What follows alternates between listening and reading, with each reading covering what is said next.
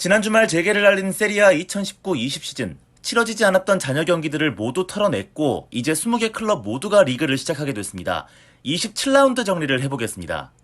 가장 먼저 치러진 경기는 레체와 밀란의 경기였습니다. 밀란이 오랜만에 깔끔한 승리를 가져갔습니다. 4대1로 승리했는데요. 기본적으로 레체의 압박이 너무 허술했습니다. 볼을 잡고 있는 밀란 선수들뿐만 아니라 그 외의 선수들까지 제대로 압박이 되지 않는 모습이 너무 많이 보였는데요. 그러다 보니 밀란 선수들이 손쉽게 레체의 수비진을 붕괴시키는 모습이 자주 연출됐습니다. 특히 보시는 것처럼 적극적으로 공간 패스를 하면서 간단하게 찬스를 만드는 모습이 자주 보였죠. 덕분에 이런 상황을 틈타서 차라놀루가 아주 좋은 활약을 보였는데요. 확실히 압박이 헐거운 상대에게 차라놀루가 가진 킥력은 큰 도움이 됩니다. 어시스트만 2개를 기록했습니다. 하지만 저는 개인적으로 이번 경기에서 레비치가 가장 인상 깊었는데요. 골을 넣은 것도 참 훌륭했지만 공을 끝까지 지키려고 하는 열정이나 공간을 찾는 활동량이 전체적으로 밀란 공격에 큰 힘이 됐습니다. 레비치의 장점이 고스란히 드러났었죠. 그나저나 모처럼 레앙도 골을 넣고 오랜만에 여러모로 신이 났을 밀란이었지만 센터백 키르가 무릎 부상을 호소하면서 전반에 교체 아웃이 됐습니다. 상당한 악재가 예상됐는데 다행히 큰 부상은 아닌 것 같습니다. 다음 경기입니다. 피오렌티나가 리그 꼴등 브레시아를 잡지 못하고 1대1 무승부를 기록했습니다. 피오렌티나 입장에서는 참 안타까운 결과인데 카세레스가 이 무승부 최고의 역적이 됐습니다. 전반 15분에는 말도 안 되는 상대 선수 뒷다리 까기로 PK를 내주고 옐로카드를 받았고요. 후반에는 무리하게 볼을 따라가다가 상대 선수 정강이를 무릎으로 찍고 결국 퇴장까지 당했습니다. 여러모로 참 도움이 안 됐던 하루였습니다. 하지만 피오렌티나 이아키니 감독의 다소 실험적인 전술 선택은 개인적으로 참 좋게 보였습니다. 리베리가 돌아온 것을 계기로 3백을 과감하게 버리고 4-3-3 내지는 4-2-3-1 정도의 전술을 들고 나왔는데요. 다 괜찮았습니다. 다만 알프레드 던칸 이 새끼가 문제였죠. 분명히 감독은 풀가르와 함께 볼란테로를 부여했던 걸로 보이는데 경기 내내 도대체 이 새끼의 위치는 어디일까를 계속 생각하게 만들었습니다. 기본적으로 위치를 제대로 잡지 못하면서 끊임없이 중원에서 숫자 부족을 야기했죠. 거기다 활동량도 최악일 정도로 거의 움직임이 없었습니다. 다만 피오렌티나는 부상에서 돌아온 리베리가 여전히 파괴력 있고 건재한 모습을 보여줬다는 것 하나만큼은 충분히 기대가 되는 상황이라고 할 수 있겠습니다. 제발 키에사나 카스트로빌리가 만들어낸 찬스를 이 두 놈들이 그만 좀 날려먹었으면 좋겠다는 생각이 참 많이 들었던 하루였습니다. 다음은 볼로냐와 유벤투스의 경기가 있었는데요. 당연하게도 유벤투스가 2대0으로 깔끔하게 이겼습니다. 이번 경기에서는 특이하게도 공격진 한 자리를 베르나르데스키가 맡게 됐는데요. 이게 과연 옳은 선택일까 싶었는데 하지만 우려와 달리 베르나르데스키는 아주 좋은 모습을 보여줬습니다. 기본적으로 공격진에서 연계 플레이도 훌륭했고 골대를 맞추긴 했지만 자신감 있는 슈팅도 돋보였습니다. 특히 유벤투스의 추가골 장면에서도 패스가 돋보였는데요. 한 번에 원터치 노루 패스를 내주면서 디발라의 찬스를 만들었고 이게 골로 연결이 됐습니다. 물론 디발라가 존나 잘 차긴 했죠. 베르나르데스키가 이 정도의 모습만 꾸준히 보여준다면 유벤투스는 앞으로 큰 걱정거리 하나가 없어질 수도 있을 것 같습니다. 우선 지금 유벤투스에게 가장 시급한 문제 중에 하나는 호날두, 디발라와 함께 잘 뛰어줄 수 있는 마지막 공격 퍼즐이기 때문이죠. 하지만 이번 경기로 유벤투스의 다른 문제 하나가 제대로 나왔습니다. 왼쪽 풀백으로 출전했던 데실리오가 또다시 햄스트링이 터지면서 교체 아웃이 된 건데요. 이미 부상으로 산드로가 아웃된 상태이기 때문에 현재 유벤투스 왼쪽 풀백 전멸입니다. 거기다 데실리오의 부상으로 투입된 다닐로가 멍청한 플레이 2번으로 퇴장을 당하면서 유벤투스의 풀백진에 비상이 걸리게 됐습니다. 참 퇴장도 예술로 당하시는구만. 그 양반 갈 때도 아주 예술로 가는구만. 또 유벤투스가 넉넉히 이기긴 했지만 후방 빌드업 쪽에서 문제가 참 많이 발생했습니다. 몇 번을 좆될 뻔했는데 이렇게 손발이 맞지 않을 거면 무리해서 하지 않았으면 좋겠습니다. 맞히지 못할 거면 하지를 마, 이 새끼야. 다음 네 번째 경기, 베로나와 나폴리의 경기는 나폴리의 2대0 승리로 끝이 났습니다. 이 경기를 보면서 가장 크게 느꼈던 것은 가투소 감독이 나폴리의 팀 컬러를 완전히 바꾸고 있다는 생각이었는데요. 가장 먼저 득점 방식을 꼽을 수 있겠는데요. 그간 나폴리답지 않게 이번에는 세트피스로만 모든 골을 넣었습니다. 또 유벤투스와의 코파 이탈리아 결승전과 마찬가지로 수비 시에 최대한 많은 선수들을 끌어내려서 중원 숫자 우위를 차지하고 볼 탈취 후에 빠르게 역습으로 전환하는 소위 말하는 철퇴 축구를 구사하고 있는데요. 이 전략이 제법 상대방에게 잘 통하고 있습니다. 아무래도 폴리타노나 인시네 같이 킥력이 우수한 자원들이 많기 때문에 가능한 전략이 아닐까 싶기도 합니다. 4위 아틀란타와의 간격이 너무 커서 아마 챔피언스리그 진출은 쉽지 않겠지만 다음 시즌의 나폴리는 이런 점에서 상당히 기대가 되는 것이 사실입니다. 스팔과 칼리아리의 경기입니다. 칼리아리가 1대0으로 승리를 거뒀습니다. 중원의 핵심 나인골란이 부상으로 빠져있는 상황이기 때문에 어려움이 예상됐던 칼리아리인데요. 후반 추가 시간에 시메오네가 극적인 골을 넣으면서 이겼습니다. 드디어 감격의 승리를 얻어낸 칼리아리. 이 승리가 의미가 큰 이유는 무려 13경기 만에 추가된 1승이기 때문입니다. 한때 4위까지 순위가 올라갔던 칼리아리가 참 오랫동안 부진을 면치 못했었지요.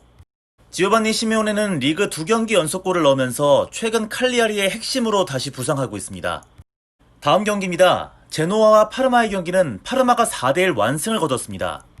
그냥 전체적으로 제노아라는 팀이 완전히 엉망인 상태였는데 저는 개인적으로 이 대패의 원인이 주장 크리스토에게 있다고 생각합니다. 우선 제노아의 첫 골 실점 장면인데 페널티 박스 안으로 패스가 투입되는 상황에서 크리스토가 따라붙는 상황입니다.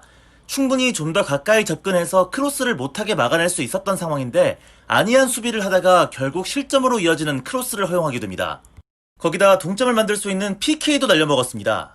반면 파르마에서는 코르넬리우스가 해트트릭을 기록하면서 최고의 하루를 보냈는데요.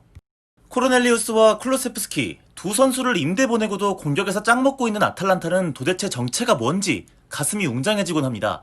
쿨루세프스키도 이번 경기에서 한 골 넣었습니다.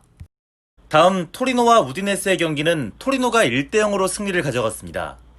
안드레아 벨로티의 감각적인 결승골로 이길 수 있었는데요. 칼리아리만큼이나 심각했던 수준의 토리노였습니다.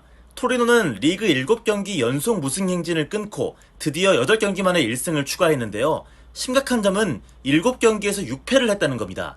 그 중에는 아탈란타에게 7대0으로 졌던 치욕적인 패배도 있었고 강등 후보 레체에게 4대0으로 발렸던 경기도 있었습니다.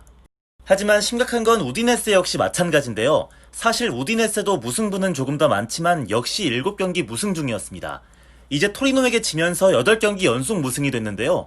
안 좋은 흐름을 끊기가 이렇게나 힘이 듭니다. 그리고 안 그래도 초상집인 우디네스에게 대형 악재가 하나 터졌습니다. 중원의 핵심 자원인 만드라고라가 십자인대 파열 부상을 당했기 때문입니다. 무려 6개월 이상 경기를 뛸 수 없는 상태이기 때문에 시즌 아웃이 확정됐습니다.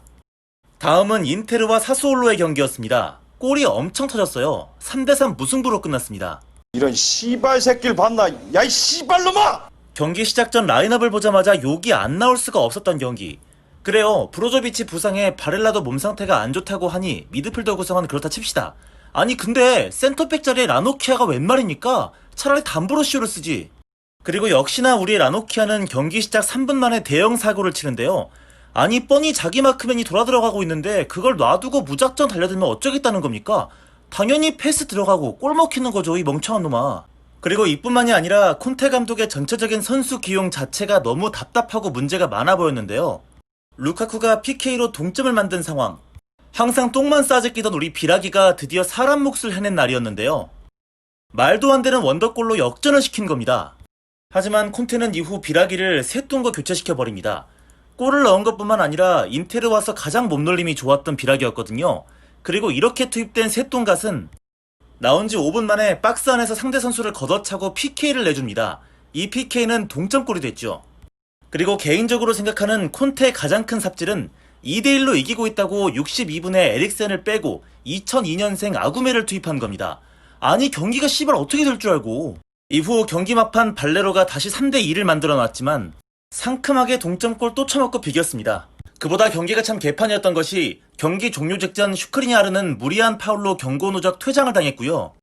퇴장당하면서 심판한테 뭐라고 시부렸는지 모르겠지만 3경기 출장 정지 징계가 나왔습니다. 아 씨발 또 라노키아 봐야 되나? 거기다 콘테 감독도 시즌 5번째 경고를 받게 되면서 역시 다음 경기 벤치에 앉지 못하게 됐습니다. 근데 사실 경기 보면서 제일 빡친 순간이 있었는데 갈리아르디니의 환상적인 개발 솜씨 한번 보고 가시겠습니다. 2초 만에 웃겨드릴게요. 야 씨발. 야 이 씨발놈아! 어쨌든 확실하게 인테르의 천적으로 자리매김하고 있는 사수올로 되겠습니다. 재미있는 기록들을 좀 알려드리자면요. 인테르가 이번 시즌 리그에서 3실점을 딱 2번 했는데 놀랍게도 모두 사수올로와의 경기였습니다. 1차전 4대3 인테르 승리, 2차전 3대3 무승부. 거기다 2017년 이후로 총 7경기를 해서 1승 2무 4패, 절대적인 열세를 기록하고 있습니다. 어쨌든 이번 경기를 보고 딱 한 컷으로 제 마음을 표현하자면 다음과 같습니다. 다음은 4위 아탈란타와 2위 라치오의 빅매치가 있었습니다. 아탈란타가 3대2로 역전승을 일궈냈는데요. 리그 최강의 깡패 새끼들답게 아탈란타는 먼저 2골을 내주고 시작합니다. 한 골은 자책골이었습니다. 그리고 마치 게임을 하듯이 한 골 한 골 집어넣으면서 결국 역전승을 만들어냈습니다. 피도 눈물도 없는 새끼들. 사실 이 대참사는 라치오의 얇은 선수층이 불러온 거라고 생각합니다. 이 경기에서 엄청난 악재가 하나 나왔는데 카탈디가 부상으로 중도에 교체가 되는 상황에서 파롤로가 교체로 투입됐을 때 이미 경기는 끝났다고 봐도 무방할 정도였습니다. 그만큼 현재 파롤로는 탈압박이나 수비는 물론 패스 하나도 제대로 못할 정도로 몸 상태가 엉망이기 때문입니다. 거기다 현재 룰리치와 루카스 레이바가 모두 부상으로 이탈해 있기 때문에 앞으로 빡센 일정에서 라치오가 힘을 쓰기가 힘들 것 같습니다. 아무래도 우승은 무난하게 유벤투스가 가져갈 것으로 개인적으로 판단을 하고 있습니다. 그리고 이번 라운드 마지막 경기입니다. 로마와 삼프도리아의 경기. 로마가 2대1 대역전승을 일궈냈습니다. 역시 로마의 중심은 제코다. 이런 말밖에 할 수 없었던 경기였습니다. 0대1로 끌려가는 상황에서 롱패스 2번을 모두 정확하게 골로 연결시킨 것은 참 대단하다는 말밖에 나오지 않았거든요. 그야말로 제코가 만든 승리다 라고 해도 과언이 아닐 정도였습니다. 완벽한 로마의 레전드가 되어가는 제코입니다. 이번 2득점으로 로마에서만 104골을 집어넣었는데요. 페드로 만프레디와 동률이 되면서 역대 로마 선수 공동 5위에 올라갔습니다. 이 밖에 딱 두 선수를 언급하고 넘어가자면 먼저 디아와라가 있겠습니다. 거의 팀 패배의 주역이 될 뻔했는데요. 첫 골 실점 장면에서 얘 패스 꼬라지 좀 보세요. 아니 나름대로 패스에 강점이 있는 새끼 아니었나? 이건 거의 자책골급이었습니다. 거기다 곧바로 한 골 더 내줄 뻔했죠. 반면에 아주 인상 깊었던 선수는 파스토레였습니다. 디아와라 삽질로 중원이 개판이 되자 쉴 새 없이 2선과 3선을 오가면서 좋은 연결고리가 됐는데요. 역시 부상 없는 파스토레는 A급이라는 걸 새삼 다시 깨닫습니다.